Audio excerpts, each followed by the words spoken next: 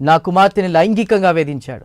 నిందితుడైన మా బంధువుపై చర్యలు తీసుకోండని ఓ వ్యక్తి పోలీసులను ఆశ్రయించాడు. ఈ కేసులో పోలీసులు తీసుకున్న చర్యలు ఆ తండ్రికి సంతృప్తి ఇవ్వలేదు.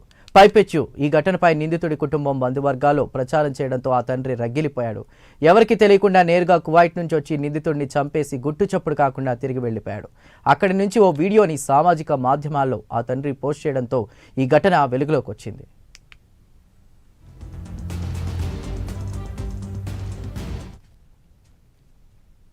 వీళ్ళిద్దరు భార్యాభర్తలు నా బిడ్డ గురించి మా భార్య సైడ్ బంధువులందరికీ ఈ మాదిల బయటికి చెప్పి మా మామ ఈ మాదిల చేసినాడు, కేసు పెట్టింది, మేము డబ్బులు కట్టి బయటకు వచ్చినాము అని ఈ మాదిల అందరికీ చెప్పి వీళ్ళు చేసింది ఇదొక్కటి. ఇంకా వీళ్ళు పోలీసు వాళ్ళు ఈ మాదిల అసలు పట్టించుకోవాలి. ఈ మాదిల ఆడబిడ్డకు జరిగిందంటే ఈ మాదిల పట్టించుకోవాలి. ఈ రెండు ఆలోచించి ఎవరు సపోర్ట్ చేయలేదు. నా బిడ్డకు ఈ మాదిల జరిగితే ఎవరు సపోర్ట్ చేయలేదు అని ఆలోచించి నా భార్య సూసైడ్ చేసుకుంది. ఏదో తాగింది, తర్వాత మేము కూడా హాస్పిటల్కి తీసుకెళ్ళి ఎలాగాలో ఎంత కక్కించుకొని చిన్నగా ఎలాగాలో కువైట్కి నేను తెచ్చుకున్నా. తర్వాత అంటే వీళ్ళిద్దరు లక్ష్మీ రమణ వీళ్ళిద్దరు కలిసి అంటే పబ్లిక్ చేసినారు కదా, మా భార్య వాళ్ళ బంధువులకి పబ్లిక్ చేసినారు కదా. ఇంకా ఒక్కొక్కరు చేసి ఈ మాదిల జరిగిందంట కదా, మీరేం చేయలేదా, వాళ్ళేమో డబ్బులు కట్టుకొని బయటకు వచ్చినారంట, మీరేం చేయలేదా అని ఒక్కొక్క మాటలు మాట్లాడుతూ ఉంటే ఏందిరా ఇది, ఇల్లు అనబోతే ఇట్లా చేసినారు. నెక్స్ట్ ఇంకా చట్టపరంగా చట్టాన్ని గౌరవించి పోలీసు వాళ్ళ ద్వారా వెళ్దాం అనుకుంటే వాళ్ళు ఏం చేయలేకపోయినారు. ఊరికే మాటల వరకు మాట్లాడి పంపించేసినారు. తర్వాత ఏంటిది ఏం చేయాలో నాకు అర్థం కావడం లేదు. ఆడబిడ్డకి ఈ మాదిరి జరిగితే చట్టం కూడా సీరియస్ గా తీసుకోవాలా. నాకు అర్థం కాల. వీళ్ళు పబ్లిక్ చేసి ఈ మాదిరిలో మాట్లాడుతూ ఉండేది ఒకటి, వీళ్ళు పోలీసు వాళ్ళు పట్టించుకున్నది ఒకటి. అబ్బా నాకేం అర్థం కాల అని మొత్తానికి ఎట్లయితే ఎట్లా అవుతుందని మొత్తానికి ఒక కన్న తండ్రిగా నిర్ణయం తీసుకున్నాను. ఈ విషయంలో ఎవరు ఏం చేయలేకపోయినా కానీ నా బిడ్డను నేను కాపాడుకోవాలి. ఎవరు సపోర్ట్ నిలబడకుండా కానీ నా బిడ్డ సపోర్టు నేను నిలబడాలి. ఒకవేళ నేను వీళ్ళు నెట్టి సైలెంట్గా నేను ఉంటే ఇంకా నా బిడ్డకి ఈ మాదిరి జరిగిన దానికి ఒక కన్న తండ్రిగా నేను బ్రతికుండి కూడా సచ్చినట్టే లెక్క. నా కూతురు డాడీ ఈ మాదిరి చేసాడు, డాడీ పట్టుకున్నాడు, డాడీ గట్టిగా పట్టుకు అక్కడ చెస్ట్ దగ్గర అక్కడ పట్టుకోరాని చోట పట్టుకున్నాడు, డాడీ బట్టలు తీసేసాడు, డాడీ భయపడినా, డాడీ మూసుకున్నాడు, డాడీ వాళ్ళు నోరు మూత పెట్టేసినాడు, డాడీ భయపడిపోయినాడు, డాడీ ఊపిరాలేదు డాడీ అని చెప్తా ఉంటే ఒక కన్న తండ్రికి ఏ రకంగా ఉంటారు ఒక్క రొంత ఆలోచించండి. అందులో వీళ్ళు పోలీసు వాళ్ళు ఏం చేయలేకపోయా, వీళ్ళు పబ్లిక్ చేసి ఈ మాదిరిలా మాట్లాడేది ఒకటి. అబ్బా అప్పుడు నిర్ణయం తీసుకున్నా, నా బిడ్డ జీవితం నాశనం చెయ్యాలి అని అనుకున్నా, అతని జీవితం ఉండకూడదు అని అప్పుడు నిర్ణయం తీసుకున్నా. ఎవరికి తెలియదు నేను ఇండియాకు వస్తా ఉన్నట్టు, ఎవరికి తెలియదు. మా కోయటోతో మాట్లాడుకొని ఒక 4 రోజులు సెలవు కావాలని చెప్పి పాస్పోర్ట్ తీసుకొని 2 టికెట్లు నేనే కొనుక్కొని మా భార్యకి కూడా నేను ఎడార్లేకి జాకూర్కి వెళ్తున్నాను అని చెప్పి నేను ఇండియాకు వచ్చిన. కువైట్ నుంచి ఇండియాకు వచ్చి నేను చేసే పని అతన్ని నేను చేసి తర్వాత మళ్ళీ నేను కువైట్కి వచ్చిన.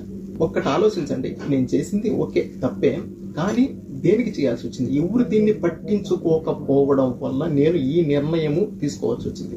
నేను ఒక రచ్చకు బాను, ఒక గొడవలకు బాను, ఒక ఎవరిని ఒక మాట తప్పుగా నేను అన్నాను.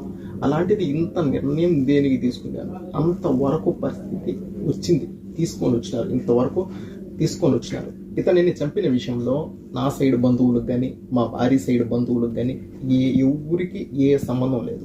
మొత్తం అంతా పూర్తి బాధ్యత నాదే, నేనే చేసిన. వీళ్ళిద్దరు భార్య. విన్నారు కదా, కడప జిల్లా ఓబులవారిపల్లె మండలం కొత్త మంగంపేటకు చెందిన చంద్రకళ ఆమె భర్త ఆంజనేయ ప్రసాద్ కువైట్లో ఉంటున్నారు. దీంతో తమ 12 ఏళ్ల కుమార్తెని మంగంపేటలో ఉంటున్నటువంటి చెల్లెలు లక్ష్మీ వెంకటరమణ దంపతుల వద్ద ఉంచారు. ఇటీవల వెంకటరమణ తండ్రి ఆంజనేయులు మనవరాలి వరుసయ్యే ఆ బాలిక పట్ల అసభ్యంగా ప్రవర్తించాడు. ఈ విషయాన్ని తల్లిదండ్రులకు బాలిక చెప్పింది. దీంతో ఆవేదన చెందిన తల్లి చంద్రకళ కువైట్ నుంచి వచ్చి ఓబులవారిపల్లె పోలీస్ స్టేషన్లో ఫిర్యాదు చేసింది. పోలీసులు నిందితుడు ఆంజనేయులను పిలిపించి మందలించి వదిలేశారు.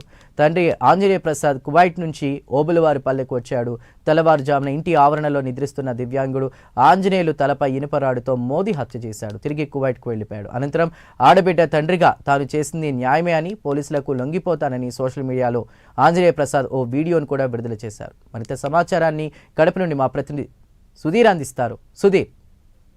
Thank you Chandu. ముఖ్యంగా చూసుకుంటే ఏదైతే అన్నమయ్య జిల్లా పరిధిలో ఉన్నటువంటి ఓబులవారి మండలంలో పూర్తిస్థాయిలో కూడా ఏదైతే ఆంజనేయులు అనే దివ్యాంగుడు కూడా పూర్తిస్థాయిలో హత్యకు గురైన పరిస్థితి కనుక ఇప్పుడు సంచలనం కూడా దారితీస్తుందని చెప్పుకోవచ్చు.